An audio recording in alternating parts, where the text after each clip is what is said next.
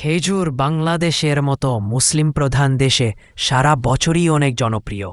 এখন চলুন সংক্ষেপে ও সহজভাবে জেনে নিই খেজুর খাওয়ার কিছু গুরুত্বপূর্ণ উপকারিতা। ১. শক্তি যোগায়।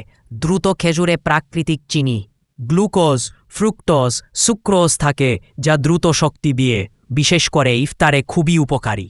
২. হজম শক্তি বাড়ায়। খেজুরে আছে ফাইবার, যা হজমে সাহায্য করে এবং কোষ্ঠকাঠিন্য কমায়। ৭. হার্ট ও রক্তচাপের জন্য ভালো। এতে পটাশিয়াম ও ম্যাগনেসিয়াম থাকে, যা রক্তচাপ নিয়ন্ত্রণে সাহায্য করে এবং হৃদরোগের ঝুঁকি কমায়। ৪. অ্যানিমিয়া বা রক্ত স্বল্পতা দূর করে। খেজুরে আয়রন থাকে, যা রক্তে হিমোগ্লোবিন বাড়ায় ও অ্যানিমিয়ায় উপকারী। ৫. হার্ট ও দাঁত শক্ত করে, কারণ এতে আছে ক্যালসিয়াম, ফসফরাস ও ম্যাগনেসিয়াম। ব্রেন ও মেমোরি ভালো রাখে। খেজুরে থাকা অ্যান্টিঅক্সিডেন্টস ও ভিটামিন স্মৃতি ও স্নায়ুর জন্য ভালো। ৭. প্রাকৃতিক ডিটক্স।